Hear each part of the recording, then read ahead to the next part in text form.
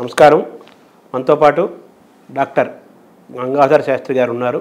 వారు సంగీతాన్ని, సాహిత్యాన్ని మొదటి నుంచి అధ్యయనం చేస్తూ, ఉపాసిస్తూ ప్రయాణం చేస్తున్నారు. గంగాధర శాస్త్రి గారు అనగానే ఒకప్పుడు మనకు ఘంటసాల పాటలు గుర్తుకొచ్చేవి, అంతకుముందు జర్నలిస్టు గుర్తుకొచ్చేవాళ్ళు. ఇప్పుడు మనకు భగవద్గీతే గుర్తుకొస్తుంది. భగవద్గీతకు ఒక పర్యాయ పదంగా గంగాధర శాస్త్రి గారు మారారు. ఇటీవలే అత్యంత ప్రతిష్టాత్మకమైన కేంద్ర సంగీత నాటక అకాడమీ వారి యొక్క పురస్కారాన్ని పొందారు. అది చాలా ప్రతిష్టాత్మకమైంది. దానికి కొన్ని నెలల ముందే మధ్యప్రదేశ్ ప్రభుత్వం పాణిని సంస్కృత విశ్వవిద్యాలయం గౌరవ డాక్టరేట్తో గౌరవించింది. ఇక రాష్ట్ర ప్రభుత్వ పురస్కారాలు అనేకం వచ్చాయి. కళారత్న, హంస అనేకం వచ్చాయి. వారు సంగీతంతోనూ సాహిత్యంతోనూ రెండు కళ్ళుగా వారి జీవితం సాగుతోంది.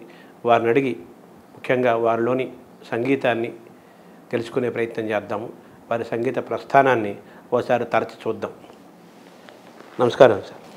నమస్కారం శర్మ గారు. మీకు అభినందనలు. కేంద్ర సంగీత నాటక అకాడమీ మీకు ఇటీవలే పురస్కారం ఇచ్చింది. అది రాష్ట్రపతి చేతుల మీదుగా తీసుకున్నారు. చాలా ప్రతిష్టాత్మకమైంది. సంగీత రంగంలో, శాస్త్రీయ సంగీత రంగంలో సంపూర్ణంగా దానికే అంకితమై జీవితాంతం సాగించే వారికి మాత్రమే అటువంటిది దక్కుతుంది. కానీ మీలోని సంగీతానికి దక్కినట్టుగానే భావించాలి. సంగీతానికి ఇచ్చిన పురస్కారం కాబట్టి ఈరోజు మీలోని సంగీతాన్ని గురించి మాట్లాడుకుందాము. సంగీతంతో మీ అనుబంధం ఎప్పుడు మొదలైంది? మీ ఒంట్లో సంగీతం ఎలా? చాలా సంతోషం. ఈ సంగీత నాటక అకాడమీ అవార్డు శ్రీమతి గౌరవ రాష్ట్రపతి ద్రౌపది ముర్ము గారి చేతుల మీద అందుకున్న తర్వాత నాతో జరుగుతున్న మొదటి ఇంటర్వ్యూగా దీన్ని భావించవచ్చు. ఈ ఇంటర్వ్యూ కూడా నా ముందు కూర్చున్న మా శర్మ గారు, ఆయనకి నేను ఎప్పుడు 2 డిజిగ్నేషన్స్ నేను మనసులో అనుకుంటూ ఉంటాను. ఆయన శబ్దద్రష్ట, వాచిక తపస్వి. సో వారి ముందు కూర్చుని నేను మాట్లాడడం అనే అవకాశం కూడా నిజంగా భాగ్యంగా భావిస్తాను. మీరు అడిగిన ప్రశ్న, అదే మీ ఒంట్లోకి సంగీతం ఎలా వచ్చింది? ఈ సంగీత నేపథ్యం మామూలుగా సంగీతం అనేది ఇది కూడా దేవభాష. దీన్ని గాంధర్వ విద్య అంటాం. మనకి 4 సహజ గుణా అభ్యాసే నలభ్యంతే అంటారు. ఆ 4 పరమాత్మ అనుగ్రహంతో పొందగలిగేవి ఏమిటంటే, సహజ గుణాలు ఏమిటంటే గాంధర్వంచ, కవిత్వంచ, శూరత్వం, ఉచితజ్ఞత, 4 సహజ గుణా అభ్యాసే నలభ్యంతే. మా పిల్లలకి మ్యూజిక్ నేర్పించండి సార్ అని పంపిస్తే మ్యూజిక్ వచ్చేది అట్లా. సో ఇన్బిల్ట్ పరమాత్మే, ఇన్బిల్ట్ ముఖ్యంగా గాత్రం. సంగీతానికి సంబంధించి ఇన్స్ట్రుమెంట్ అయితే నేర్చుకుంటే వస్తుందేమో కానీ గొంతు అయితే ఆల్రెడీ పరమాత్మ ఒక ఇన్స్ట్రుమెంట్ లోపల వేసి మన ఈ భూమి మీదకి పంపిస్తే అది కూడా త్యాగరాజ స్వామి అంటారు, కళలు దైవదత్తాలు సాధన వల్ల విప్రకాశిస్తాయి అని. సో మనం రియలైజ్ అయ్యి మనం గాయకుడు, మన సంగీతం ముఖ్యంగా గాత్రం మనకు ఉంది అన్న విషయం మన తల్లిదండ్రులు గుర్తించి, చాలామంది తల్లిదండ్రులు గుర్తించకపోవడం వల్ల వీళ్ళకేదో పూర్వజన్మలో చాలా తపస్సు ఉంటే దాని ఫలితంగా వాడు రియలైజ్ అయితే అది ఇంకా అసలు అద్భుతం. నా విషయంలో అదే జరిగింది. ముఖ్యంగా ఏమిటంటే నేను స్ఫూర్తి పొందింది నా తల్లిదండ్రులే. సంగీతం విషయంలో, నా గాత్రం విషయంలో, నా స్వరం విషయంలో, నా సంగీత ప్రయాణం విషయంలో నా తల్లిదండ్రులే నాకు ఘనమైన స్ఫూర్తి, బలమైన స్ఫూర్తి, సంస్కారవంతమైన స్ఫూర్తి. నేను ఇన్ని పదాలు వాడుతున్నా. ఇవన్నీ నేర్చుకుంటే నువ్వు ఎలా పైకి వస్తావురా? ఏదో పిచ్చి పిచ్చి పాటలో, డ్యాన్స్ పాటలో, కదిపే పాటలు నేర్చుకుంటే నువ్వు జీవితంలో పైకి రావు, కుదిపే పాటలు నేర్చుకోవాలి అనే తల్లిదండ్రులకు నేను పుట్టుంటే నేను ఇప్పుడు అంటావా ఈ పాటలు పాడుకుంటూ తిరిగి ఉండేవాడినేమో తెలియదు. కానీ నాన్న మంచి పాట అంటే ఏమిటో నాన్న నాకు రుచి చూపించి, నేను ఎప్పుడు చెప్తుంటాను, మళ్ళీ చెప్తాను, నాన్న గుండెల మీద నేను ఘంటసాల గారి పాటని మొట్టమొదటిసారి విన్నాను శ్రవణానంద భరితంగా. మా నాన్నగారు కాశీ విశ్వనాథ శర్మ గారు చాలా గొప్ప గాయకుడు. ఘంటసాల గారి పాటలంటే ఆయనకి పిచ్చి. మీరు విన్న మొట్టమొదటి పాట ఏంటి? అది పిలుపో మేలు కొలుపో. ఇది నాన్నగారి నుంచి చాలా మీకు ఇట్లా పరిచయమైన ఘంటసాల గారు. ఆయనతో పాటు ఆయన గొంతులో ఘంటసాల గారు అంటే ఏమిటో కూడా చెప్పాలి ప్రపంచానికి. ఆర్ద్రత అన్నారు. ఆయనలో ఆర్ద్రత, పవిత్రత, పరమశాంతి, విశేషమైన మాధుర్యం, ఒక మెడిటేషన్ ఏమంటారు, ఒక ఆధ్యాత్మిక దివ్యానందం అంటామే, ఆ దివ్యానందానుభూతి, ఆత్మానందానుభూతి, ఇవన్నీ నేను విన్నది, నేను అయింది అక్కడే నిలబడి ఆరాధించడం మొదలెట్టి ఇవాళ ఈ మార్గం దాకా రావడానికి ప్రధానమైన కారణం అది కేవలం ఘంటసాల గారి. ఆయన కాకపోతే, ఆయన లేకపోతే నా భగవద్గీతకో, నా జీవితానికో, నా జీవిత ప్రయాణానికో, ఇవాళ మీ ముందు నేను ఇంటర్వ్యూకి నేను కూర్చోగలిగే అర్హత రావడానికో నాకు అవకాశం ఉండేది కదా శర్మ గారు. ఘంటసాల గారి నేను ఎప్పుడు చెప్తుంటాను, ఆయన వెళ్ళిపోయే సమయానికి నా వయసు 7 సంవత్సరాలే. 74లో వెళ్ళిపోయారు. 60 ఏళ్ళు పుట్టే నేను. ఆయన ఎవరో తెలియదు నాకు. అప్పటికే అంటే నేను నా చెవులు కాస్త యాక్టివ్గా, మనస్సు యాక్టివ్గా పనిచేసి పాట వైపుకి పరుగులు తీసే సమయం వచ్చే నాటికి మార్కెట్లో బాలసుబ్రహ్మణ్యం గారు, చిరంజీవి గారు ఆ ఎరా ప్రారంభమైపోయింది. అటు వెళ్తే ఎటు కొట్టుకుపోయి ఉండేవన్న తెలియదు. మీ పసి వయసులో ఘంటసాల మీకు ప్రవేశించాడు. ఖచ్చితంగా నాన్నగారు రుచి చూపించిన నాన్నగారికి, అలాగే అన్నమయ్య కీర్తనలు రుచి చూపించిన అమ్మగారికి, శ్రీలక్ష్మి మా అమ్మ పేరు. ఇద్దరు నాన్నగారు అమ్మగారు ఇద్దరు సంగీతాన్ని అభ్యసించారా? ఎలా? వాళ్ళిద్దరూ అభ్యసించలేదు. అది ఎంత శృత పాండిత్యమే తప్ప గురువుల దగ్గర నేర్చుకున్నది కాదు. నన్ను కూడా గురువుల దగ్గర ప్రవేశపెడితే నేను చాలా పైకి వస్తాననే స్థాయి నాలెడ్జ్ కూడా లేదు వాళ్ళకి. అది అమాయకమైన తల్లిదండ్రులే. పాడుతుంటే ముచ్చటపడ్డం తప్ప. రెండోది అభద్రత కూడా ఉండేది వాళ్ళకి. ఇట్లా పాటలు పాడడం వల్ల నేనేం పైకి వచ్చాను? అమ్మ పాటలు పాడడం అనేది ఇంట్లోకి పరిమితం అయిపోయింది. ఈ పాటలు వీడు గట్టిగా సీరియస్గా కనుక పాడేయటం, అది నేర్చుకోవడం కనుక మొదలైతే చదువు పాడైపోతుందేమో అని భయపడి అసలు చాలా సందర్భాల్లో పాటల మీద ఎక్కువ కాన్సన్ట్రేట్ చేస్తే మా నాన్న కొట్టేవాడు కూడా పాట ధరించి పాటలు అని. ఆయన మాత్రం పాడుతుండేవాడు. ఒక విచిత్రమైన స్థితి అన్నమాట. కానీ అది దీన్ని ఏమంటారంటే ఎలా ప్రవేశించిందంటే ఖచ్చితంగా పరమాత్ముడు అనుగ్రహమే, ఖచ్చితంగా పూర్వజన్మ వాసనా బలమే, పూర్వజన్మ సంస్కార ఫలితమే, పూర్వజన్మ తపః ఫలితమే అని నేను ఖచ్చితంగా డెస్టినీని నమ్ముతాను. మీ జీవితంలో ఈ వ్యక్తి మీకు కలవాలనుంది, కలుస్తాడంతే. మీ జీవితాన్ని ప్రభావితం చేస్తాడంతే. మిమ్మల్ని ఉన్నతమైన లక్ష్యం వైపుకి తీసుకెళ్తాడంతే. మీ జాతకం, మీ దుష్కర్మ ఫలితం ఉందనుకోండి, అక్కడ అదే ప్లేస్లో ఇంకొక దుర్మార్గుడు కూడా ఎంటర్ అవుతాడంతే. మీ జీవితాన్ని అస్తవ్యస్తం చేసేస్తాడంతే. కర్మ సిద్ధాంతం. నేను దాన్ని ఖచ్చితంగా నమ్ముతాను. అంటే మీ మా తాతలు ఎవరున్నా సంగీత వాతావరణం ఉన్నారా? ఎలాగ? మా తాత ముత్తాతలు అంటే చాలా గొప్ప గాయకులేం కాదు, కానీ మా మావయ్య గారు చాలా గొప్ప గాయకుడు. మా పిన్నులు బాగా పాడతారు. మా నాన్న, అమ్మ అంటే ఎటు చూసినా ఒక గాయకుల మధ్యలో ఉండటం కారణంగా అది విశేషమైన ప్రభావాన్ని నా జీవితం మీద చూసింది. నాన్నగారు ఏమైనా సంగీత ప్రదర్శనలు ఇచ్చారా? ఇంట్లోనే పాడు? నాన్నగారు ఏమీ ప్రదర్శనలు ఏమి ఇవ్వలేదు. నా ప్రతి ప్రదర్శనలోనూ ఆయన పాల్గొనేంతగా ఆయన నాకు స్ఫూర్తినిచ్చాడు. మీ ప్రదర్శనకు ఆయన స్ఫూర్తి. ఇవాళకి నేను నాన్నగారు అసలు పర్ఫెక్షన్లో, నాన్నగారి దగ్గర నుంచి నేను జీవితంలో నేర్చుకున్న గొప్ప పాఠం ఉంది. నేను పాటలు ప్రాక్టీస్ చేస్తున్నప్పుడు తారలెల్ల పగలు పరదాల దాగే పాడుతున్నప్పుడు, ఇది ఘంటసాల గారిది మా ఇంటి దేవత సినిమా. మృతి లేకపోతే రుచి లేదంటున్నాడు. అసలు ఎంత గొప్ప మాట అది. ఈ భావ సంస్కారానికి కూడా ఘంటసాల గారే ఆద్యుడు. ఆయన ఆ మహానుభావుడు లేకపోతే, సరే ఆయన ఏదో నా కోసం పాడలేదు, ఇదేదో సంస్కారం వల్ల ఎంతసేపు అట్టే లాగుతూ ఉండేది. అందులో సంగీతం, అందులో సాహిత్యం, అందులో ఆర్ద్రత, మాధుర్యం, విశేషమైన మాధుర్యం, మెలడీ అంటాం చూడండి. సో అంతటి అన్నీ కలిసిన అసలు ఆ గాత్రమే అమృతం అయితే, నేను ఎప్పుడు ఉదాహరణ కూడా చెప్తుంటాను, మిగతా పాటలన్నీ తేనె తాగుతున్నట్టు అనిపించేవి. శర్మ గారు ఇది అమృతం. ఘంటసాల గారి పాట అమృతం తాగడం, అదొకటే అమృతం. ఈ అమృతం తాగడం అలవాటు అయిపోయిన వాడికి ఇక తేనో, కాఫీనో, టీనో, మిగతా గొంతులో డ్రింకులు అవుతాయి కానీ అమృతం అవ్వదు. తర్వాత అమ్మ అన్నమయ్య కీర్తనలు పాడేవారు అన్నారు కదా. అవునవును, అమ్మాయి అన్నమయ్య కీర్తనలు. ఆవిడ మీద ఎంఎస్ సుబ్బలక్ష్మి గారి ప్రభావం. తర్వాత క్లాసికల్ మ్యూజిక్ మాత్రం, సినిమా పాటలు, నాన్నగారు సినిమా పాటలు పాడేవారు కాదు, అమ్మ సినిమా పాటల్లో కూడా క్లాసిక్సే. జగముల చిరునగవుల మము పాలించే జనని, అంత శుద్ధిశుద్ధంగా సినిమాల్లో క్లాసిక్స్ ఏవైతే ఉన్నాయో అవి ఆవిడ క్లాసికల్ రాగంలో పాట కదా కేదార్ గౌడ. సో అట్లాంటి అవి అమ్మ అలాగే పాడుతుంటే చాలా తన్మయత్వం అనిపిస్తుండేది. సో ఇంకా మీరు ఏ వైబ్రేషన్స్ చుట్టూతో తిరుగుతుంటారో వాటి ప్రభావం మీ మీద లేకుండా ఎలా ఉంటుంది? అందులో సంగీతం, అందులో సాహిత్యం.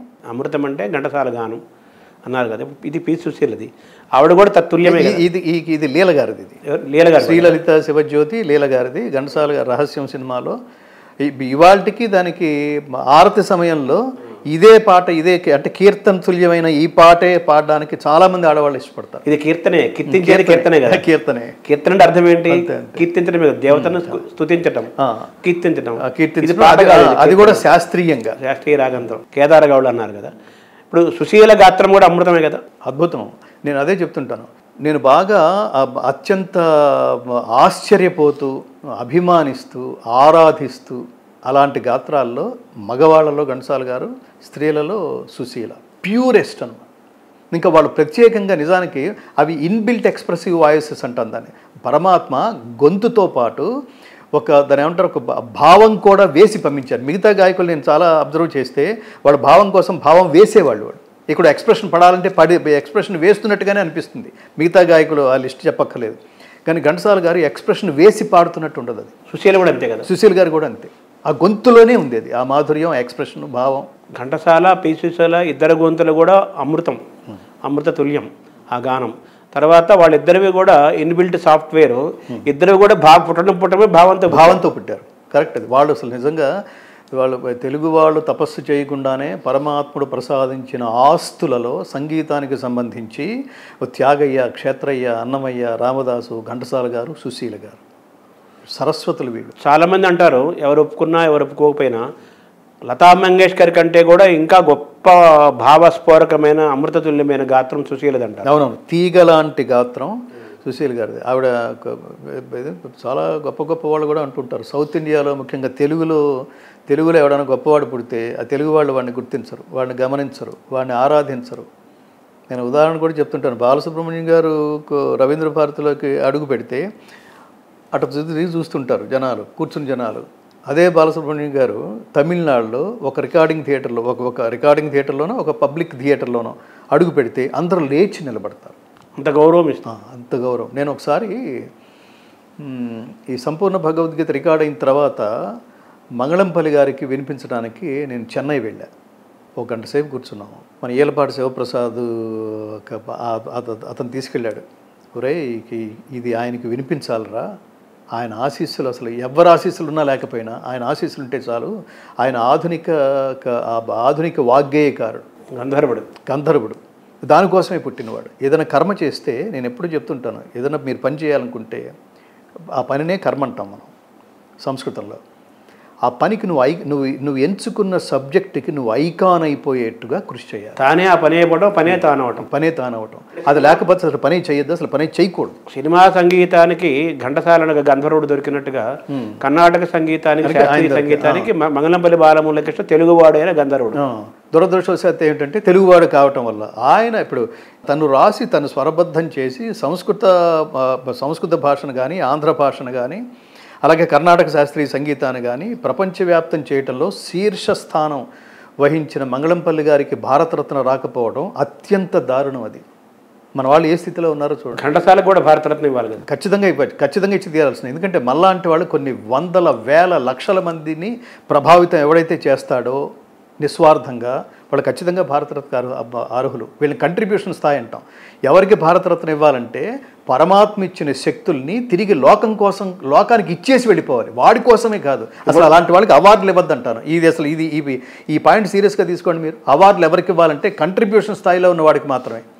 నేను నా కోసం పాడుకుంటూ, డబ్బు తీసుకుని పాడుకుంటూ జీవితాంతం అది పాట కావచ్చు, ఇంకోటి కావచ్చు. అసలు త్యాగం లేని బుద్ధి, త్యాగం లేని జీవితం, give back to the society అని తిరిగి జనాలకు ఇవ్వగలిగే మనస్తత్వం లేని వాడికి ఎందుకు అవార్డులు? దేనికి అవార్డులు? ఇప్పుడు ఘంటసాల కానీ, మంగళంపల్లి బాలమురళీకృష్ణ కానీ వాళ్ళు డబ్బులు తీసుకొని పాటలు పాడి కచేరీలు చేసినప్పటికీ వాళ్ళు ఒక సమర్పణ, ఒక దైవభక్తి, ఒక అంకిత భావము అలా చేసిన ఉన్నాయి కదా. నేను మళ్ళీ అదే పాయింట్కి వస్తాను. నేను మంగళంపల్లి గారికి ఈ భగవద్గీత వినిపించే పని మీద ఆయన దగ్గరికి వెళ్తే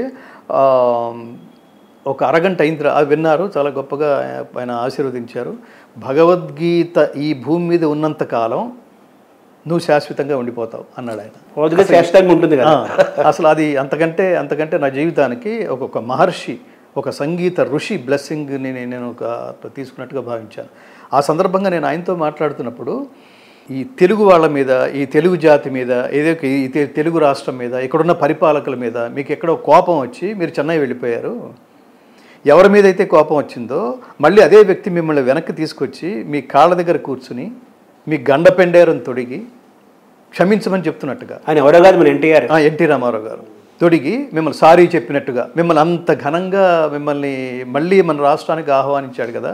ఆహ్వానించిన తర్వాత కూడా మీరెందుకు మన తెలుగులో స్థిరపడలేదు, తెలుగునాట ఎందుకు స్థిరపడలేదు, ఈ భూమి మీద మీరు ఎందుకు లేరు, ఇక్కడ పుట్టిన వాళ్ళు కదా, మీకు మమకారం లేదా అని అడిగితే ఆయన అసలు మనసంతా గాయమైపోయేట్టుగా, ఆయన మనసంతా గాయమై వినేవాళ్ళ మనసులో కూడా గాయమయ్యే ఒక స్టేట్మెంట్ ఇచ్చాడండి.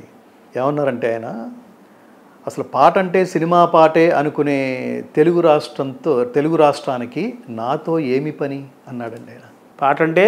పాట అంటే సినిమా పాటే అనుకునే ఆ రాష్ట్రానికి నాతో ఏం పని అన్నాడండి. ఎంత గాయమైపోయి మీరు మరి వాళ్ళ ఛానల్స్ చూస్తే అర్థమవుతుంటుంది. మీరు శాస్త్రీయ సంగీతాన్నో శాస్త్రీయ నృత్యాన్నో మీరు తమిళనాడు, కర్ణాటక, కేరళ వీళ్ళు ట్రెడిషన్స్ని వీళ్ళు గుర్తించినట్టుగా, వీళ్ళు ప్రోత్సహించినట్టుగా, వీళ్ళు ఆదరించినట్టుగా, వీళ్ళు పూజించినట్టుగా, గౌరవించినట్టుగా మరి ఏ రాష్ట్రం గౌరవించిందని మనం అనుకోలేము. ఇప్పుడు సంగీతం అంటే కూడా సినిమా పాట అయిపోయినట్టుగా భావించాలంటారు ఆయన మాటల ప్రకారం. అంతే అంటే ఆయన ఉద్దేశం ఏంటంటే కర్ణాటక శాస్త్రీయ సంగీతానికి ఇక్కడ ఆదరణ లేదని చెప్పటం. సినిమా ఆదరణ ఉంటే అసలు త్యాగరాజ స్వామి కూడా ఇక్కడే ఉండేవాడు కదా, తిరువాయూరు ఎందుకు వెళ్తాడు ఆయన? సో మన మొదటి నుంచి ఈ తెలుగు జాతి అంతంత మాత్రమే. వింటారా అంటే వింటారు, స్పందిస్తారంటే స్పందిస్తారు. ఇద్దరు తెలుగు వాళ్ళే కదా, ఇద్దరు తెలుగు వాళ్ళు ఉండి వాళ్ళని ఏమాత్రం ఏమి గౌరవించుకున్నారు, ఏమి కాపాడుకున్నారు. మన భూమిని వదిలిపెట్టి వెళ్ళటానికి వీల్లేదు. మీరు సంగీత ద్రష్టలు, త్యాగరాజ స్వామి అన్నారు చూడండి, ఆయన సంగీత జగద్గురు అన్నారు చూడండి ఆయన. అంతటి గొప్ప మహాత్ముడు మన రాష్ట్రంలో లేకుండా, తెలుగు రాష్ట్రాల్లో లేకుండా ఇప్పటికీ చూస్తున్నాం. ఈ జాడ్యం, తెలుగు జాతికి ఉన్న జాడ్యం ఇప్పటికీ. ఘంటసాల గారికి జయంతి లేదు తెలంగాణలో. ఉమ్మడి ఆంధ్రప్రదేశ్ ఉన్నప్పుడు ఘంటసాల గారికి ఆయనకి జయంతి ఉత్సవాలు చేసేవాళ్ళు. చంద్రబాబు నాయుడు ప్రభుత్వం చేసింది, అలాగే రాజశేఖర రెడ్డి గారి ప్రభుత్వం చేసింది. ఫిబ్రవరి 11 జయంతి, December 4th, వర్ధంతి February 11 చేసేవాళ్ళు. అసలు లేదు ఇక్కడ. అది అంటే కంటి తుడుపు అసలు పూర్తిగా లేదు. ఘంటసాల గారి విగ్రహం అయితే దారుణం. అంటే చూస్తే ఏంటంటే ఆయన మీద కూడా ఆంధ్రోడు అని ముద్ర వేసే స్థాయికి దిగిపోయి దీని ప్రభుత్వాలను అనాలా, వ్యక్తుల సంస్కారాలను అనాలా, అసలు నాకు అర్థం కాదు. అది భగవద్గీతకి, మీరు జాగ్రత్తగా ఉండండి శర్మ గారు, భగవద్గీతకి మతం ఏమిటి, ఘంటసాల పాటకి ప్రాంతం ఏంటి? ఎక్కడో నేను ఒక 2014 టైంలో కర్ణాటక రాష్ట్రంలో ఏదో గ్రామం అండి, అది హళిబేడు సంథింగ్, అక్కడ తెలుగు వాళ్ళందరూ కలిసి ఒక కార్యక్రమం ఏర్పాటు చేసి నన్ను పిలిచారండి ఘంటసాల గారి పాటల కోసం. ఘంటసాల గారి పాటల కోసం కర్ణాటకలో ఘంటసాల గారి పాటలు అంటే ప్రాణం. కర్ణాటకలో పుట్టింది ఇక్కడ. తెలుగు భాష రాని తమిళియన్స్ కూడా ఘంటసాల తమిళ పాటలు అద్భుతంగా ఆరాధించేవాళ్ళు. పీసుశీలని ఆమె తమిళ పాట అద్భుతమైన పాటలు పాడారు. అలాగే ఎస్ జానకి కర్ణాటకలో, తమిళనాడు. మన వాళ్ళు ఇక్కడ పుట్టినందుకు ఘంటసాల గారి పేరుతో ఈ రోజుకి అవార్డు ఉందండి. ఘంటసాల గారి పేరుతో అవార్డులు ఇచ్చేదండి ఇక్కడ. ఆయన ఆంధ్ర ఖాతాలో. ఇంకా చాలా విచిత్రం ఏంటి, కేసీఆర్ గారికి ఘంటసాల గారి పాట అంటే ప్రాణం. ఒకరోజు నేను ఘంటసాల గారి జయంతి, అప్పటికి ఇంకా తెలంగాణ రాలేదు, ఘంటసాల గారి పాటలు, ఘంటసాల గారి జయంతి కార్యక్రమం TV5లో ఎప్పుడో జరుగుతుంటే నేను ఆ రోజు గెస్ట్ పాడుతున్నప్పుడు అది చూస్తున్న కేసీఆర్ గారు పక్కనే ఉన్న MP సంతోష్, నేను ఒకరోజు వాళ్ళ ఛానల్లో నేను మాట్లాడడానికి వెళ్ళినప్పుడు ఆయన ఇన్సిడెంట్ చెప్పాడు. చుట్టూతో మిమ్మల్ని గుర్తుపట్టేవాళ్ళు, మీరు తెలిసిన వాళ్ళు చాలామంది ఉన్నారు, కానీ ఇతను ఎవరు, నేను ఎప్పుడు పాడుతా తీగేదో పాడుతున్నాను, ఎవరితను అని అడిగాడు ఆయన. అడిగితే నేను తెలిసిన వాళ్ళు చాలామంది ఉన్నారు, ఎవడూ మాట్లాడలేదుట, మాకెవడో ఇతను తెలియదు అన్నట్టుగా. తెలుగువాడు ఎలా ఉంటాడు చూడండి. వెంటనే సంతోష్, ఆయన పేరు గంగాధర శాస్త్రి, ఘంటసాల గారి పాటల్లో ఆయన ఈ సంథింగ్. ఇది ఎందుకు చెప్తున్నానంటే నా గొప్పని ప్రకటించుకోవడం కోసం కాదు. ఘంటసాల గారి పాటలు అంటే అంత ప్రాణం ఉన్న కేసీఆర్ గారు ప్రాంతాలకు అతీతంగా ఆయన ఎక్కడ పెట్టుకోవాలి? ఇక్కడ అందరూ ఓన్లీ ఆంధ్ర వాళ్ళే ఉండరు కదా, ఓన్లీ తెలంగాణ వాళ్ళే ఉండరు కదా, గుజరాతీలు, ముస్లింలు, పంజాబీలు, తమిళులు, కన్నడలు, మలయాళం వాళ్ళు ఎంతమంది ఉన్నారు ఇక్కడ. ఎవరి ఏరుబడిలో అయితే మనం ఉంటున్నామో, ఎవరైతే నువ్వు ఎక్కడ ఉంటున్నావు అంటే నీ మంత్రి ఎవరని అడిగారు నన్ను, నేనేమంటాను? నీ రాజు ఎవరని అడిగారు, కేసీఆర్ అంటున్నా నేను. ఎక్కడైతే మీరు జీవిస్తున్నారో ఎక్కడైతే జీవిస్తున్నా నా పరిపాలకుడు ఆయన. అప్పుడు ఆయన దృష్టిలో నేను అలాగే ఉండాలి కదా. ఘంటసాల గారేంటి అలా ఉన్నారేంటి, అంత నిరాదరణకు గురి అయ్యారేంటి? అసలు నాలాంటి వాళ్ళకైతే 10 సంవత్సరాలు అసలు ఈ తెలంగాణ రాష్ట్రంలో గుర్తింపే లేదు. నేను తెలుగువాడని ఎందుకు నేను హర్ట్ అయి మాట్లాడుతున్నానంటే, నేను అన్నిటికీ అసలు స్వార్థరహిత ఉత్తమ సమాజం కోసం భగవద్గీత ప్రచారమే మార్గం అని బలంగా నమ్మి నా జీవితం మొత్తాన్ని నేను వెనకాలేమి నాకేమి బ్యాంక్ బ్యాలెన్స్లు ఏం లేవు. చాలామంది రిటైర్మెంట్ తర్వాత గేమ్ ఆడుతుంటారు. రిటైర్మెంట్ తర్వాత నేను యంగ్ ఏజ్లో అన్నీ వదిలేసుకుని ఆ ఉన్న కాస్త ఫ్యామిలీ జీవితం వదిలేసుకుని డబ్బు ఎలా సంపాదించాలో తెలియక ఉన్న డబ్బు వదిలేసి ఏదో పిచ్చి పట్టిన వాళ్ళలాగా వాడిని నువ్వు గుర్తించొద్దు. ఇన్ని ఛానల్స్లో కనిపిస్తుంటే ఇంకా భగవద్గీత ఫౌండేషన్ ఈ దేహి అని అడుక్కుని ఇదంతా ఒక ఆవేదంతో ఎందుకు చెప్తున్నానంటే గుర్తించండి అనే స్థితికి ఎప్పుడైతే ఇట్లాంటి ఆర్టిస్టులు ఉంటారో మీకు క్షేమం కాదు. అది మీకు క్షేమం కాదు. ఆ రాజ్యానికి ఆ రాజుకి క్షేమం కాదు. మేము మా కోసం కాదు, వీఆర్ ఫర్ ది పీపుల్ అన్నప్పుడు నువ్వు కూడా దాంతో పాటు ఉండాలి. సో అలా మంగళపల్లి బాలమురళీ కృష్ణ గారు వినిపించి ఆ మాట అన్నాడు ఆయన. అసలు ఆ రోజు నేను చాలా ఫీల్ అయ్యా. ఆ రాష్ట్రంతో నాకేం పని అంటే నన్ను లాగి లెంపకాయ కొట్టినంత బాధపడ్డా నేను. ఇప్పుడు మీరు ఆల్మోస్ట్ మీరు అటువంటిది అనిపిస్తున్నారు. ఇప్పటికీ అదే అనిపిస్తున్నాను. ఇప్పుడు చూడండి, ఇప్పుడు అంటే మీరు అన్నారు చూడండి, అంటే ఒక స్థాయికి వెళ్ళిపోయిన తర్వాత, అంటే జ్ఞానం అనే మార్గంలోకి వెళ్ళిపోయిన తర్వాత ఇవన్నీ మీరు గుర్తించండి అని అడుక్కునే స్థితిలో మేము గుర్తిస్తే నీ ఇది గుర్తించకపోతే నీ అది అంతే. అది నువ్వు ఆడికి భానుమతి గారికి పద్మశ్రీ పురస్కారం వచ్చే సందర్భంలో ఒక జర్నలిస్ట్ ఆమెను ప్రశ్నించారట. ప్రశ్న, మీకు పద్మశ్రీ పురస్కారం వచ్చింది కదా, మీ స్పందన ఏంటని. స్పందన ఏముంది, వాళ్ళకి మంచి టేస్ట్ ఉందని చెప్పి నిరూపించుకున్నారని చెప్పి. సూపర్, కరెక్ట్ కదా, కరెక్ట్ అది. మీరేమిటి మరి మీరు ఇందాక ఇంట్రడక్షన్ అన్నారు చూడండి, మధ్యప్రదేశ్ ప్రభుత్వం సంస్కృతానికి దిక్సూచి, సంస్కృత వ్యాకరణానికి దిక్సూచి, నీ వాక్కుకి సంస్కృత వాక్కుకి దిక్సూచి అయిన పాణిని, మహర్షి పాణిని యూనివర్సిటీ నుంచి ఇక్కడ చేసిన ప్రయత్నాన్ని అక్కడ గుర్తించడం ఏంటి, ఇక్కడ గుర్తించకపోవడం ఏమిటి? నేను ఏ రాజ్యంలో ఉన్నాను? నా తల్లి కదా నన్ను గుర్తించాల్సింది.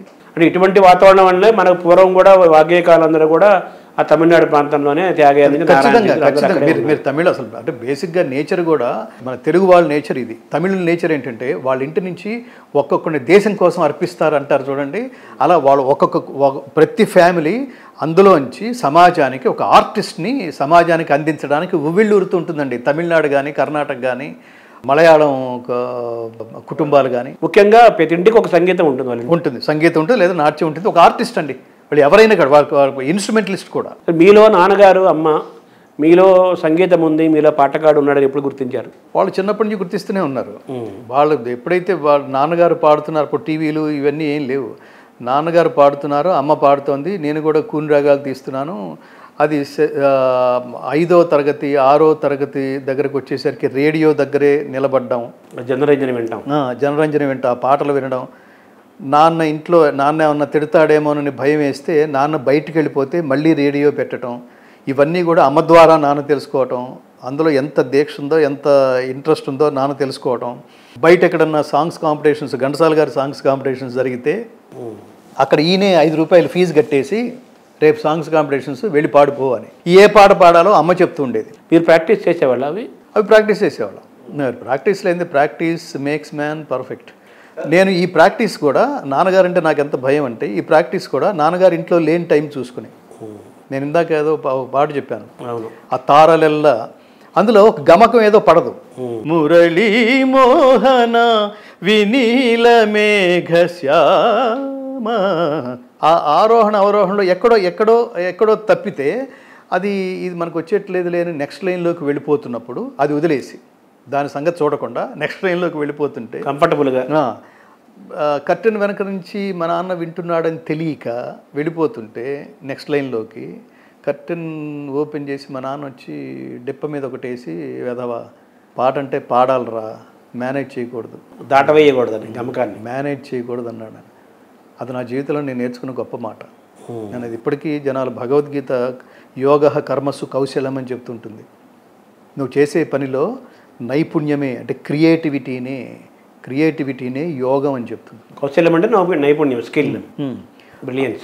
ఆ స్కిల్ కాకుండా బ్లైండ్గా ఏ పని చేయొద్దని చిన్నప్పుడే మా నాన్న భగవద్గీత రూపంలో నన్ను మందలించాడా అని ఇప్పుడు నాకు తెలుసుకుంటే అనిపిస్తుంటుంది అనమాట. ఏ పని చేసినా పర్ఫెక్ట్గా చేయాలి, అంకిత భావంతో చేయాలి. సో నేను ఘంటసాల గారి పాటల్లో అన్డౌటెడ్లీ ఘంటసాల గారి పాటలో నేను మాస్టర్ అని నాకు కాన్ఫిడెన్స్ రావడమే నేను భగవద్గీతలో దిగడానికి అసలు ప్రధానమైన మెట్టు. ఆ విశ్వాసం కలిగిన తర్వాత ఖచ్చితంగా అంతే. మీరు అమ్మ గాత్రం నుంచి విన్న అన్నమయ్య కీర్తనలు ఏంటి సార్? ఇంట్లో ఏమి వినేవాళ్ళు అన్నమయ్య కీర్తనలు? ఆవిడ బాగా ఇష్టపడేది జో అచ్యుతానంద చాలా ఇష్టం. అది అట్లా తలుపు దగ్గర అలా కూర్చుని అలా కునికిపాటు పడుతూ ఉండేవాళ్ళం అది వింటున్నప్పుడు. ఈ శ్రీలలిత శివజ్యోతి, ఈ జో అచ్యుతానంద చిన్నప్పుడు అంటే చాలా బిగినింగ్ డేస్లో అన్నమయ్య కీర్తనలకి విశేషమైన పాపులారిటీ ఇక రావడానికి ఆవిడ ఎంఎస్ సుబ్బలక్ష్మి గారు తిరుపతి దేవస్థానంలో పివిఆర్కే ప్రసాద్ గారి ద్వారా ఆయన అన్నమయ్య సంకీర్తనలో ఒక 5 క్యాసెట్లు చేశాడు. అవును, నా బాల్య దశలో అది. తర్వాత నేను హైదరాబాదు చిన్నప్పుడు విన్నారు అవన్నీ చిన్నప్పుడే ఉన్నాను. హైదరాబాద్ వచ్చిన తర్వాత నేను విన్న 80sలో తయారైనట్టుంది అది. నేను విన్న మొదటి క్యాసెట్, నేను చాలా విశేషంగా ప్రభావితమైన కీర్తన అన్నమయ్య కీర్తన, శోభారాజు గారు కంపోజ్ చేసింది, దాచుకో నీ పాదాలకు. అనగలుగుతారా బల్లవెల?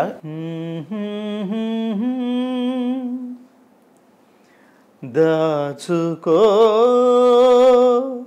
నీ పాదాలకు, నీకోసమే ఒకటి ఉంది కదా, అది ఇది ఒకటే రాగం. అది ఇది ఒకటే రాగం. ఇది భాగ్యశ్రీ. ఇందులో ఆర్ద్రత ఎక్కువ కనిపిస్తుంది. ఆర్ద్రత ఎక్కువ. ఈ ఆర్ద్రత మిమ్మల్ని ఆకర్షించింది. ఆర్ద్రత బాగా ఆకర్షించింది. ఆ సందర్భం కూడా అన్నమయ్య, త్యాగయ్య, క్షేత్రయ్య, ఈ రామదాసు, అలాగే తిరుపతి దేవస్థానానికి తన జీవిత చివరి కాలంలో వాళ్ళు ఏమంటారు ఆస్థాన గాయకుడిగా పనిచేసిన ఘంటసాల గారు, వీళ్ళందరూ యోగులండి. వాళ్ళ కోసం వాళ్ళు ఇప్పుడు ఆ సాహిత్యం ఎవరి కోసం చెప్పండి? దాచుకో నీ పాదాలకు తగ నే చేసిన పూజలివే, నా నాలుకపై నుండి నానా సంకీర్తనలు. సృష్టికి మూలం శబ్దం, శబ్దానికి మూలం ఓంకారం, ఓంకారం పరబ్రహ్మ స్వరూపం. పరబ్రహ్మం అంటే పరమాత్మ. పరమాత్మే నీ వాక్కుకి మూలకారకుడైనప్పుడు ఆ వాక్కుని, ఆ శబ్దాన్ని, ఆ స్వరాన్ని ఎంటర్టైన్మెంట్ కోసం వాడతావా? ధనార్జన కోసం వాడతావా? దాచుకుంటే వీళ్ళ కాన్సెప్ట్ వేరు కదా. ఇప్పుడు అది దాచుకోవడం దోచుకోవడం కదా. కాబట్టి నాకు ఏదైతే భావం వచ్చిందో, ఏదైతే ఒక ఆవేశం వచ్చిందో, ఏదో ఒక రాగం అనిపించిందో, ఏదో ఒక శబ్దం అనిపించిందో, వాటన్నిటిని పదాలుగా మాలలుగా అల్లి తిరిగి వీటన్నిటికీ స్ఫూర్తినిచ్చి ఎంత అనుగ్రహాన్ని నాకు ప్రాప్తింపజేసిన నీ పాదాలకే సమర్పిస్తాను తప్ప ఇదంతా నేను బయట పట్టుకుపోయి డ్యాన్సులు చేసి పాటలు పాడి పిచ్చ పాటలు పాడి ఈ పిచ్చ పాట పాడకపోతే, ఇప్పుడు చూడండి అసలు జనాలు ఎలా ఉంటారు, ఈ పిచ్చపాట పాడకపోతే, ఈ రెండర్థాల పాట పాడకపోతే, నేను నో అంటే తర్వాత వచ్చే పాటలు కూడా పోతాయని వేసి అవతారం ఎత్తి అన్నీ మనమే పాడేసి, అందుకని మీకు సినిమా పాటకి ఎక్స్పైరీ డేట్ ఉంటుంది, అన్నమయ్య కీర్తనకి ఎక్స్పైరీ డేట్ ఉండదు. కాలం చెల్లవు వాటికి. ఎందుకంటే పరమాత్మతోనే అనుభూతి, చప్పట్లతో అతనికి లింక్ లేదు. ఎవడు వింటాడు ఆనందిస్తాడు దాంతో లేదు. వింటావా నీ అదృష్టం. ఆయన భక్తితో ఆయన దైవానికి ఆయన రాసుకున్నాడు. సో అందుకని అది ఇది ఇందులో మీరు ఎక్కడి నుంచి వచ్చాం ఈ పాయింట్, మీరు ఆర్ద్రత అన్నారు చూడండి. ఆర్ద్రతకి ప్రధానమైన కారణం నువ్వు తప్ప నాకు ఇంకెవరు అక్కర్లేదు స్వామి. ఎల్లబ్ధ్వాచాపరం లాభం మన్యతేనాధికం తతః యస్మిన్ స్థితోన దుఃఖేన గురుణాపి విచాల్యతే అంటాడు. అంటే ఏ లాభము పొందిన పిదప అంతకన్నా ఇతర లాభములను అధికముగా నెంచడో అట్టి స్థితిని యోగమని తెలియవలెను. వాళ్ళు యోగులు. ఈ లాభం నాకు నిన్ను కీర్తించే యోగం ఉందే, ఇంతకంటే నువ్వు ఇంకా ఏమిచ్చినా వాటికి దీంతో సమానం కాదు, అక్కర్లేదు. అదే హైయెస్ట్ యోగం, అదే హైయెస్ట్ అంటాడు. Yoga of highest level. నేను భగవద్గీతను పట్టుకుని పాకులాడడానికి కూడా ఇంతకంటే ఇంకా యోగం ఏం లేదు. అంటే మామూలు ఇన్ని రసాలు ఉన్నాయి, నవరసాలు అంటారు, రసాలు అనంతం అంటారు, అదే వేరే సబ్జెక్ట్. ఆ లాక్షణిక అంశాన్ని అలా పక్కన ఉంచితే మీరు మామూలుగా ఎక్కువ ఆర్ద్రత, కరుణ రసార్ద్రమైన అటువంటి వాటి పట్ల మీరు ఎక్కువ మీరు ఆకర్షితులు అవుతారని నాకు అనిపిస్తుంది. అవును, ఖచ్చితంగా. సో మీకు కరుణ ఇష్టమా? ఇష్టమైన కరుణ చాలా ఇష్టం. కరుణ ఇష్టం. ముందు అసలు అనుభూతి అండి. గానకళాబోధిని పుస్తకం తీస్తే గొప్ప స్వరం అనే పదానికి గొప్ప వ్యుత్పత్తి అర్థం ఇస్తారు. అదేంటంటే స్వ అంటే స్వయంగా, రమ్ అంటే రంజింపజేయునది. గాయకుడు ఏం చేయాలంటే ముందు తను పరవశించాలి, అప్పుడు ఇతరులు పరవశిస్తారు. ఇతరులు పరవశించడం కోసం తను పరవశించినట్టుగా యాక్ట్ చేస్తే వాళ్ళు కూడా వింటున్నట్టుగా పరవశించినట్టుగా యాక్ట్ చేస్తారు. అది ఘంటసాల గారిలో మనం చూడం. ఉభయభర్షులు అవుతారు. కాంచనమయ వేదిక కనత్కేతనోజ్వల విభ్రమము వాడు. ఆ గాత్రంలో మీరు ఇందాక అన్నారు ఆర్ద్రత, అదొకటే కాదు. అవును, కొన్ని గాత్రాలు అన్నీ ఒలుకుతాయి. మీరు ప్రేమకిను ఈ విషాదం వీటికి ఏమి తేడా లేదండి. రెండు ఆరాధన భావం నుంచి వచ్చేవి లెవెల్స్ అంతే. లవ్ నేను ఎప్పుడు చెప్తుంటాను, భక్తి భగవద్గీతలో భక్తి యోగా ఉన్నాడు, ఒకడు ఒక అమ్మాయిని ప్రేమించాడు, ఒకడు పరమాత్మని ఆరాధిస్తున్నాడు, రెండు ప్రేమే. మనిషి మనిషిని ఇష్టపడితే దాని పేరు ప్రేమ, మనిషి దైవాన్ని ఇష్టపడితే దాని పేరు భక్తి. రెండిటికి మనోవాక్కాయ రెండిటికి త్రికరణ శుద్ధిగానే మీకు మనసు స్పందిస్తుంది. వాడు అదే పనిలో ఉంటాడు, రెండు ఏకమవటం కదా, ఏకమవడం ఉంటాడు. మీరు అక్కడి నుంచి ధనుర్దాసు అనే కథ మనం విన్నాను చూడండి. వాడు ఎండ పడితే అమ్మాయి విశాల నేత్రాలనే కథలో వాడు ఎండ పడితే ఆ అమ్మాయి కళ్ళు వాడిపోతాయని, ఆ వాడిపోతే తను చూడలేనంతగా ఆ అమ్మాయిని ప్రేమిస్తూ అది ప్రేమ, భక్తి, జీవితం, సర్వస్వం అనుకుంటున్న వాడికి రామానుజాచార్య ఎదురుపడ్డాడు. ఇది చాలా అసలు విశేషంగా ఉంది. ఇది ఇంత అంకిత భావంతో అంటే ఆయన దృష్టిలో ఇంత అంకిత భావంతో కొంతకాలంలో ఏమంటారు నశించిపోయే అందాన్ని పట్టుకుని వేళ్లాడుతున్నాడా, వీడికి ఏదో జ్ఞానోదయం కలగజేయాలి అని వాడు పక్కన నిలబడి, ఎరా నువ్వు దేని వంక చూస్తున్నావు నాయన అని, అందం వంక, ఇంతకంటే అందం చూపిస్తే అన్నాడు. ఇంపాసిబుల్ స్వామి అన్నాడు. చింతామణిలో అదే చివరిలో శాశ్వతమైన సౌందర్యం అని, శాశ్వతమైన సౌందర్యాన్ని చూపిస్తాను రా అంటే, ఉండదు స్వామి అన్నాడు. చూపిస్తే నేను అటు మరలుతాను అన్నాడు. దా అన్నాడు. రంగనాథ స్వామి దగ్గర తీసుకెళ్ళాడు. చూడరా అన్నాడు. మహాత్ముల స్పర్శ, మహాత్ముల మనోబలం, మహాత్ముల దివ్యమైన ఆశీర్బలం, వాళ్ళ వాక్కు అలా ఉంటుంది. అక్కడ నిలబడ్డాడు, చూశాడు. అంతకంటే ఎం లబ్ధ్వా చాపరం లాభం, ఇప్పుడు నాకు నీకంటే ఇంకెవరు అక్కర్లేదు స్వామి. అంతే అత్యంత సౌందర్యాన్ని ఆయన చూశాడు. నేను అట్లాంటి గాత్ర సౌందర్యాన్ని ఘంటసాల గారిలో చూశా. ఇప్పుడు మీరు పాడారు అది కాంచన్నమయ వేదిక కనత్కేతనోజ్వల విభ్రమము వాడు కలసజుండని, అది తిక్కన గారి పద్యము, నతనశారుడు. ఇప్పుడు ఆయన ఘంటసాల గారు పాడిందని మీరు ఆయన ఆత్మని మీలో కలుపుకొని మీరే ఆయనగా మారిపోయి ఆయనే మీరే పాడినప్పుడు అక్కడ ఆ పాత్రలన్నీ ఒక్కోటి ఎక్స్ప్లెయిన్ చేసుకుంటూ వచ్చాడు కదా. వాడు వీడు చివరికి వచ్చేసి ఆయన భీష్ముడి గురించి ఒక్కొక్క పాత్రను చెబుతున్నాడు. ఆ పాత్రలన్నీ మనకి సినిమా టీవీ ఎదురుగా లేకపోయినా, థియేటర్లో లేకపోయినా మనకు ఆ పాత్రలు కనిపిస్తున్నాయి. అవును, ఆ గాత్రం ద్వారా దర్శింపజేసిన మహాత్ముడు ఆయన. అట్లాంటి ఆ డెప్త్ ఉన్న, దాని డెప్త్ అంటాం ఇంగ్లీష్లో, అంత లోతైన అంటారు మానసిక ఆనందాన్ని, దీని మానసికం కూడా పైపైన ఆత్మానందాన్ని అందించగలిగిన గొంతది. అంటే హైట్స్ అండ్ డెప్త్స్ రెండూ ఉన్నాయి. ఈ సంగీత వాతావరణంలో మీకు శాస్త్రీయమైన సంగీతాన్ని వాళ్ళ తల్లిదండ్రులు ఇద్దరు నేర్చుకోలేదన్నారు, వాళ్ళ శృతం అన్నారు, సహజంగా వాళ్ళ తల్లిదండ్రుల నుంచి వచ్చిందన్నారు. సో మీకు సంగీత శాస్త్రం ప్రత్యేకంగా నేర్పించారా, శాస్త్రీయ సంగీతం నేర్చుకున్నారా? నాకు శాస్త్రీయ సంగీత స్పర్శ నాకు ప్రధానంగా రావడానికి అబ్బటానికి కారణం ఘంటసాల గారు. మది శారదాదేవి మందిరమే కళ్యాణి, శివశంకరి, శివానందలహరి శివశంకరి, దర్బారి కానడ, చాలా రాగాలు అంటే శాస్త్రీయ రాగాలన్నిటికీ నాకు అబ్బిన శాస్త్రీయ సంగీతం ప్రారంభ దశలో ఇలాంటి సినిమా పాటల ద్వారానే నాకు శాస్త్రీయ సుగంధం అద్దింది. పాటలు పద్యాలు ఇవి నేను అందుకనే ఘంటసాల గారు ఎవరి పాట అయినా నేర్చుకుంటే పాటలే వస్తాయి, ఘంటసాల గారి పాట నేర్చుకుంటే సంగీతం కూడా వస్తుంది, శాస్త్రం కూడా తెలుస్తుంది అని చెప్తుండేవాడిని. సో మీకు ప్రత్యేకంగా నేర్పించారా, నేర్చుకున్నారా? నేను ఇది మా ఊళ్ళో అవకాశం లేదు.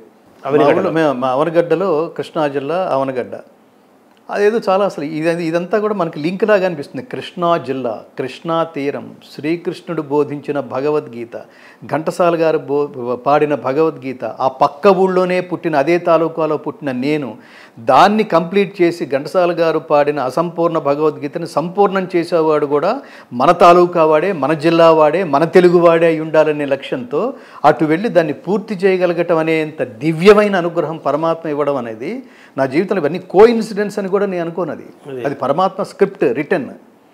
సో దీన్ని నేను డిగ్రీ వరకు నేను ఈ పాటలు నేర్చుకుంటూ అంతకంటే ఏముంది, సాంగ్స్ కాంపిటీషన్లో పార్టిసిపేట్ చేస్తూ, అప్పటికి టీవీలు లేవు, మా ఊళ్ళో ఏదో యువత కోసం కొన్ని ప్రోగ్రామ్స్ ఉండేవి, ఆల్ ఇండియా రేడియో వాళ్ళు ఊళ్ళోకి వచ్చి రికార్డ్ చేస్తుండేవాడు. ఇంతవరకు వయోజన కార్యక్రమం, యువజన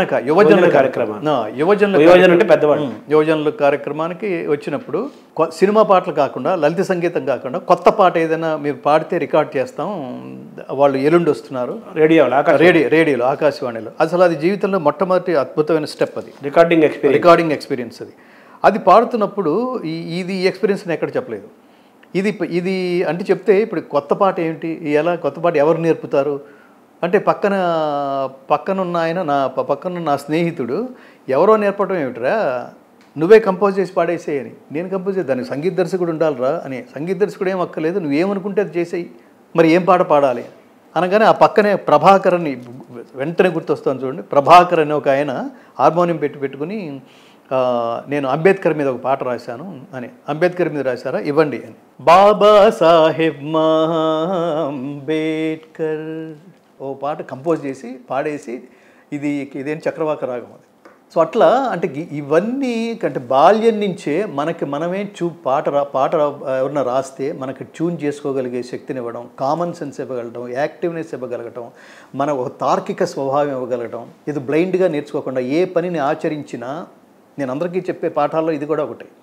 ఏషా బ్రాహ్మీ స్థితి పార్థ నైనాం ప్రాప్య విముహ్యతి, ఘంటసాల గారి ఆయన పాడిన శ్లోకం. ఏషా బ్రాహ్మీ స్థితి పార్థ, క్లాసికల్. ఇది ఏ మోక్ష స్థితి అని చెబుతూ ఆత్మజ్ఞానపూర్వక కర్మానుష్ఠానము అనే పదం వాడతాడండి. తెలియాలి ఏంటో తెలియాలి. ఆత్మజ్ఞానం అంటే మీరు దీని ఏమంటారు, పారమార్థికమైన దాని అర్థం ఏమిటంటే ఆత్మ అంటే పరమాత్మ. ఏ పని చేసినా ఇది పరమాత్మ భగవదర్పితంగా కర్మలు చేయటం, ఏ పని చేయటం వల్ల పరమాత్ముడు ఆనందించి నేను అనుగ్రహిస్తాడో ఆ పని చేయటమే కర్మయోగం అవుతుంది. లౌకికంగా నువ్వు ఏ పని చేసినా దాని మీదే ఫలితం వైపుకు దృష్టి సారించకుండా దాని మీదే అద్భుతంగా చేయటానికి కావలసిన మానసిక స్థితి కావలసిన, అంటే త్రికరణ శుద్ధిగా మనోవాక్కాయ, మనస్సులో ఏమనుకుంటున్నావో అది మాట్లాడు, ఏది మాట్లాడుతున్నావో అది ఆచరించు. మనస్సు వాక్కు కర్మ. అలా ఒక పని చేస్తేనే ఆ పనికి నువ్వు ఐకాన్గా నిలబడగలవు అనేది ఈ ఆత్మజ్ఞానపూర్వక కర్మానుష్ఠానం. ఘంటసాల గారి పాటలు నేర్చుకునేటప్పుడు అలా ఉండేది. సో ఆ ప్రభావంతోనే మీరు చక్రవాక రాగంలో అంబేద్కర్ పైన ప్రభాకర్ రాసిన పాటని మీరు చేయటం ద్వారా నాకు బాల్య దశలోనే, నేను ఇంటర్మీడియట్ చదువుతున్న రోజుల్లోనే నేను సంగీత దర్శకుడిగా పరిచయం అయ్యాను. నేనే గానం, నేనే సంగీతం. అయితే ఇది నేర్చుకుంటున్నప్పుడు, పాడుతున్నప్పుడు నన్ను ఎవరు చూసినా ఈ అబ్బాయి ఘంటసాల పాటలు పాడతాడు, ఘంటసాల గారి పాటలు పాడతాడు. అసలు ఆ పాటలో ఆ గొప్ప ప్రత్యేకత ఉంది. నేను ఇది కూడా చూశాను నా బాల్య దశలోనే. ఘంటసాల గారు కాక ఇంకా ఏ గాయకుడి పాట పాడినా వాడిని గౌరవభావంతో చూడడం నేను వినలేదు శర్మ గారు. ఘంటసాల గారి పాటకే ఆ ప్రత్యేకత ఉంది, ఆ గౌరవం ఉంది. ఘంటసాల గారి పాటలు పాడతాడరా అంటుండేవాళ్ళు. పాడినంతగా ఘంటసాల గారిని అలా గౌరవించాడు. ఆ గౌరవం మనకు తెలియకుండానే ఇది ఏదో బీజం పడి ఆ మహానుభావుడి బాటలో పయనించి ఆయన ఎంత గౌరవం ఉందో ఆ గౌరవంలో కొంత ఆ గంధం నాకు కూడా అబ్బటానికి కారణం. మళ్ళీ నేను అగైన్ తల్లిదండ్రులు మళ్ళీ మన పాయింట్కి వస్తే, సో అట్లా నేను ఏదో ఎంత నేర్చుకున్నా. మా ఊరి కోట సచ్చిదానంద శాస్త్రి గారు వచ్చారు. అదొక హరికథ, అదొక అత్యద్భుతమైన అనుభూతి. ఆయన శివతాండవ స్తోత్రం ఆయన నుంచి ఇన్స్పిరేషను. రెండవది ఆయన పాడే రాగాలు. అక్కడ నేను ముందు కూర్చుని అదంతా అయిపోయినప్పుడు 7వ తరగతి చదివేవాడికి ఆయన దగ్గరికి వెళ్ళి, గురువుగారు ఇది ఏ రాగం అని. రాగాలు అడిగేంత, రాగాలు తెలుసుకునేంత పెద్దవాడు అయ్యావుట్రా నువ్వు అనేవాడు ఆయన. నేను ఐఎమ్ గ్రేటెస్ట్ ఫ్యాన్ ఆఫ్ కోట సచ్చిదానంద శాస్త్రి గారు. అది మహానుభావుడు. అంటే అలాంటి విద్వన్మణి, విద్వన్మూర్తి, అట్లాంటి సరస్వతిని, పుంభావ సరస్వతి, అందులో సంగీతం, సాహిత్యం, నటన, నాట్యం ఇన్ని కలిపి అసలు మన దృశ్యాన్ని కళ్ళ ముందుంచటం అన్నది సినిమా కాక నేను చూసిన మహానుభావుడు, నాకు పరిచయం చేసిన మహానుభావుడు ఆయనే. వాళ్ళు సర్వకళల సమాహారం అంటారు హరికథ. ఆదిభట్ట నారాయణ దాస్ ఎలా ఉన్నాడో మనకు తెలియదు. ఈ కాలం ఆయన తర్వాత ఆధునిక వాగ్గేయకారుడు, ఆధునిక హరికథా పితామహుడు నా దృష్టిలో కోట సత్యానంద శాస్త్రి. అందగాడు ఆ ప్రదర్శన అసలు నేను మిస్ అవ్వకుండా వినేవాడిని. ఆయన దగ్గర నుంచి కొంత రాగాలు ఇవన్నీ తెలుసుకుంటూ ఉన్నప్పుడు అసలు ఎంత సినిమా పాటలు పాడినా వాడు సినిమా పాటలు పాడతాడరా అనడం విన్నా. సినిమా పాట అంటే ఒక గాలి పాటని, సినిమా పాట అంటే అంతమంత మాత్రం గౌరవం అని, అశాస్త్రీయమని. కాబట్టి నాకు అప్పుడు చిన్నతనంలో అనిపించింది ఏంటంటే, ఏ కళకైనా శాస్త్రీయ సుగంధం అద్దనిదే, దానికి గౌరవం రాదు. ఏదో అర్థమైపోయింది. సినిమా పాటను అంతంత మాత్రంగానే చూస్తారు. కానీ ఇప్పుడు ఇందా మీరు పాడిన పాటలు కానీ పద్యాలు కానీ సినిమాల్లో వచ్చిన పద్యాలు అయినప్పటికీ వాటన్నిటికీ కూడా శాస్త్రీయమైన రాగాలతోనే అవి కంపోజ్ చేశారు. కాబట్టి వాటికి గౌరవం. కాబట్టి ఇవాటికి మనకి గుర్తు, ఆయా రాగానికి ఏ రాగ లక్షణాలు ఉంటాయో సంపూర్ణంగా యాజ్ ఇట్ ఈజ్గా 100% ఒక త్యాగేయ కీర్తన, ఒక అన్నమయ్య కీర్తన వింటే మనకు ఎటువంటి ఆ రాగ లక్షణం అక్కడ మనకు దర్శనం అవుతుందో పర్ఫెక్ట్గా ఆ పద్యాల్లో ఆ పాటల్లో కూడా అదే ఉంది. పక్కకి వెళ్ళలేదు, 100% రాగాన్ని న్యాయం చేశారు. అవునవును. ఆ రోజు అలా అనుకున్నప్పుడు నేను అది ఎక్కడో ఎంత సినిమా పాటలు ఎంచుకున్నా, ఎంత ఆర్ద్రంగా ఉన్న పాటల్ని అంతే ఆర్ద్రంగా ప్రజెంట్ చేయడానికి మనం సంకల్పించిన, ఎన్ని జిల్లా వ్యాప్తంగా రాష్ట్ర వ్యాప్తంగా నాకు ప్రథమ బహుమతులు వచ్చినా ఎక్కడో ఒక బలమైన తీవ్రమైన అసంతృప్తి ఉండేది. సినిమా పాట కింద లెక్కేశారు, సినిమా గాయకుడి కింద లెక్కేసి సినిమా పాటలు పాడతాడు రా అని. అప్పుడు నేను అనుకున్నది మనం శాస్త్రీయ సంగీతం నేర్చుకోవాలి అని అనుకుంది. అప్పుడు శాస్త్రీయ సంగీతం నేర్చుకోవాలని అనుకున్నాం కానీ నేర్చుకోవడానికి సోర్స్ లేదు అప్పుడు. మీ ఊళ్ళో లేదు అప్పుడు. అది నేను డిగ్రీ వచ్చేంత వరకు ఆగాను. డిగ్రీ అయిపోయి ఎప్పుడైతే నేను బిఏ చదివాను, అంతా అవనగడ్డే మీ చదువంతా అవనగడ్డే. ఎదగటం తెలంగాణ, హైదరాబాద్. సో మా అమ్మ ఎర్ర బస్సు ఎక్కించి పంపించింది. అక్కడ మీ నాన్నగారు అమ్మగారు ఏం చేసేవాళ్ళు మామూలుగా? నాన్నగారు మునసబ్బు కరణాలు ఉన్నాయి చూడండి, అందులో మునసబ్బు చేశాడు ఆయన. చాలా కాలం, చాలా దశాబ్దాల పాటు మునసబ్బు చేశాడు. ఆ తర్వాత మా ఊళ్ళోనే, అంటే ఏ ఊరికి చేసేవాడు మున్సిపుగా? మా ఊర్లోనే ఒక లాయర్ ఉండేవారు. ఆ లాయర్ దగ్గర ప్లేడర్ గుమాస్తా అంటారు, అలా పనిచేశాడు. మాకు ఒక 25 ఎకరాల పొలం ఉంది. నేను నా 10th క్లాస్ అయిపోయే సమయానికి అనేక సార్లు తుఫాన్లు రావడం కారణంగా ఆ పొలాలు మొత్తం, ఆ ఎకరాలు, ఆ పొలాలు, స్థలాలు అన్నీ సర్వనాశనం అయిపోయి చివరికి బికారు స్థితిలో ఒక ఇల్లు ఒక్కటే మిగిలింది. సో పొట్ట చేతితో పట్టుకుని నేను హైదరాబాద్ వచ్చాను. అంటే నాన్నగారు ఏ ఊరికి మున్సిపుగా చేశారు? అవనగడ్డ. అవనగడ్డ చాలా పెద్ద ఊరు కదా? అవనగడ్డ చాలా పెద్ద ఊరు, తాలూకా హెడ్ క్వార్టర్ అంతే. అదేమి చాలా పెద్ద ఊరు అంటే ఇంత కర్నాలు మున్సిపల్ అంటే అంతే. ఆ ఊరికి పెద్ద ఊరు అయితే 2 కర్నాలు 2 అలా ఉంటారు కదా? అలా కాదు, అది ఒక కరణం, ఒక మున్సబ్, అలా చేశాడు. కరణం గారు కూడా మీకు బాగా పరిచయం? బాగా పరిచయం. అంటే 83 ఎన్టీ రామారావు కర్ణికాలో తీసేంత వరకు మీ నాన్నగారు అపోజిట్లో ఉన్నారు. తీసేయటంతో ఆయన కూడా పాపం రెస్ట్ తీసుకుని రామారావు గారికి నమస్కారం చేసి, మీరు జాతికి చేసిన మహోపకారం మేమందరం చాలా కృతజ్ఞతలు అన్నట్టుగా ఆయన నమస్కారం చేసి, నేను ఇంతకాలం నీ సినిమాలో పాటలే, నీ లవకుశలో పాటలే. లవకుశ అంటే లవకుశ మొత్తం మ్యూజిక్ కంపోజిషన్, సినిమా కంపోజిషను అదొక సపరేట్ ఒక పాఠ్య పుస్తకాలు, ఒక పెద్ద బాల శిక్ష లాగా అసలు మనలాంటి గాయకులకు కూడా అదేంటారు, మనకు ఓళ్ళ నుంచి బళ్ళు కట్టుకుని సినిమా థియేటర్లకి చూడడానికి బళ్ళు కట్టుకుని అట్లా వేల మంది అలా తరలి వచ్చిన సినిమా అది. బయట ఎన్టీ రామారావు గారి విగ్రహాలు పెట్టి కటౌట్లు పెట్టేసి అక్కడ పూజలు చేసిన, కొబ్బరికాయలు కొట్టేసిన సంఘటన లవకుశతో మొదలైంది. అంటే సినిమాతో పాటు ఘంటసాల చేసిన ఆ స్వర రచన, కంపోజిషన్ అనేది లవకుశ సినిమాలోని పాటలు, పద్యాలు సినిమా సంగీతానికి అసలు అది హైయెస్ట్ అంటారు కదా? నిజంగా హైయెస్ట్. అందులో ప్రతి పాట ఆణిముత్యం, ప్రతి పద్యం ఆణిముత్యం. ఒక పాట స్మరించుకుందాం, అందులో ఫోక్ ఉన్నాయి, మెలడీ ఉన్నాయి, అన్నీ ఉన్నాయి. ఒక పాట స్మరించుకుందాం, ఒక పద్యం స్మరించుకుందాం. పద్యం ఏమిటంటే, సీతమ్మ తల్లిని అడవిలో వదిలిపెట్టరమ్మని శ్రీరాముడి ఆదేశానుసారం వదిలిపెట్టి, ఏంటి లక్ష్మణ నన్ను ఇక్కడికి తీసుకొచ్చావేమిటి, ఏంటి నువ్వు అకారణంగా దుఃఖిస్తున్నావు అంటే అప్పుడు లక్ష్మణుడు అంటాడు, ఏ మహనీయ సాధ్వి జగదేక పవిత్రత. ఆవిడ ముందంటాడు, వచింపకపోదునే విన్ము తల్లి. వాల్మీకి సీతమ్మ సందేహిస్తుంది, నేను లేని సమయంలో రాముడు సుఖంగా ఉంటున్నాడేమో అని సందేహం వస్తుంది. ఒకే బాణము ఒకటే మాట. చాలా విశేషం ఏంటంటే ఘంటసాల గారి గాత్రంలో చాలా గొప్పతనం. రేలంగికి పాడినా మ్యాచ్ అవుతుంది, వాల్మీకి మహర్షి అనే వయోవృద్ధుడు జ్ఞానవృద్ధుడికి పాడినా మ్యాచ్ అవుతుంది, యంగెస్ట్ ఎన్టీ రామారావుకి మ్యాచ్ అవుతుంది, అంతకంటే యంగెస్ట్ కాంతారావు గారికి పాడినా మ్యాచ్ అయింది. ఏంటది? ఆ గాత్రంలో ఉండే అంత ఒదుగు. నేనేమంటానంటే భాష, ఘంటసాల గారి దగ్గర నుంచి నేను ఏం నేర్చుకున్నానంటే సంగీతంతో పాటు భాషా సంస్కారం, ఎలా పలకాలి, ఎలా రఘుకులేశుడే ధర్మము వీడి మరో భామతో కూడిన నాడు. మహాప్రాణాలు ఎక్కడున్నాయి ఇప్పుడు? మరి ఎక్కడైనా విమర్శించినా కూడా అసలు రకరకాల పెచ్చ అసలు ఆ ట్రోల్ చేసేవాడు కూడా జ్ఞానం లేకుండా. ఇతర నేను ఈ సందర్భంగా ఇతర భాషల నుంచి మన తెలుగు పాటలు పాడడానికి వచ్చే వాళ్ళకి ఎక్కడైనా ఆహ్వానమే. ఇక్కడి నుంచి పోయి బాలసుబ్రహ్మణ్యం గారి పాడలా, కన్నడ, తమిళ అన్ని పాడారు కదా. అయితే ఏం చేయాలంటే వాళ్ళు చేయాల్సింది, సార్ నేను పాడిన భాష కరెక్టేనా, ఎందుకంటే భాష మీద నేను గౌరవించకపోతే నన్ను గౌరవించరు మీ వాళ్ళు, అందుకని ఎక్కడైనా తప్పులుంటే చెప్పండి అని గాయకుడు అడగగలగాలి. ఇష్టం వచ్చినట్టు పాడేసి నువ్వు లక్షలు పట్టుకెళ్ళిపోతే మళ్ళాంటి వాళ్ళు ఏమంటారండి? భాష తెలిసిన వాళ్ళు. రెండోది ఆ భాష ఏమిటో చెప్పే డైరెక్టర్ లేడు, చెప్పే సంగీత దర్శకుడు ఎవరో ఒకళ్ళిద్దరు మనం టైంలో అక్కడ ఉంటారో లేదో తెలియదు. రచయిత కూడా పెద్దగా తెలియదు. రచయిత కూడా తెలియని రచయితలు దురదృష్టవశాత్తు వాళ్ళు ఉండటం, లేదా రచయితలు రచయితలు లేరని అనలేము, ఉన్నా వాడు రికార్డింగ్ టైంలో అక్కడ లేకపోవడం, దంత్యాలు, తాళవ్యాలు, మూర్ధన్యాలు, అనునాసికాలు, మహాప్రాణాలు ఎన్నుంటే తెలుగు భాష అండి, అజంత భాష అండి.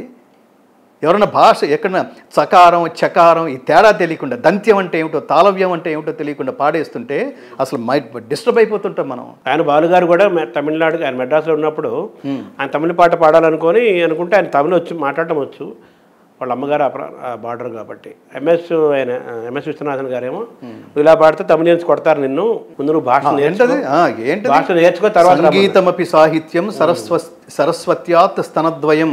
ఈ రెండు సరస్వతికి రెండు కళ్ళు అనుకోండి, ఆలోచనామృతం, రెండు కళ్ళు. ఒక కన్ను నువ్వు సంగీతం సరిగ్గా పడితే సరిపోయిందా, పక్కనే సాహిత్యం కూడా ఉంది కదా, దాన్ని గౌరవించద్దు నువ్వు, లేకపోతే నువ్వేం గాయకుడివి, పైగా స్టేజ్ ఎక్కి పాడుతున్నావు, మేమందరం స్టేజ్ కింద కూర్చొని వింటున్నావు. ఆ బాలుగారు అప్పుడు ఎంఎస్ విశ్వనాథన్ చెప్పాడని చెప్పేసి అప్పుడు ప్రత్యేకంగా ఎలా పలకాలి అన్ని క్షుణ్ణంగా నేర్చుకొని అప్పుడు వచ్చి ఆయన దగ్గర పాడితే అప్పుడు అవకాశం ఇచ్చారట. అది కదా, అది అంటే దాదాపు 1 year 2 years ఎంతో ఆయన తమిళం మీద అధికారం వచ్చి ఇతను తమిళ పలుకుతోంది, ఆ నేటివిటీ ఉంది అనిపించినప్పుడే అవకాశం ఇచ్చారు ఎంఎస్ విశ్వనాథ బాలు. రేరెస్ట్గా కూడా అసలు గాయకులకు కావాల్సిన క్వాలిఫికేషన్స్ ఏవి, వాళ్ళకి అసలు వీడికి గాయకుడికి కావాల్సిన అర్హత ఉందా అని అనిపిస్తుంటుందండి. అవును. జయమాతంగతనయే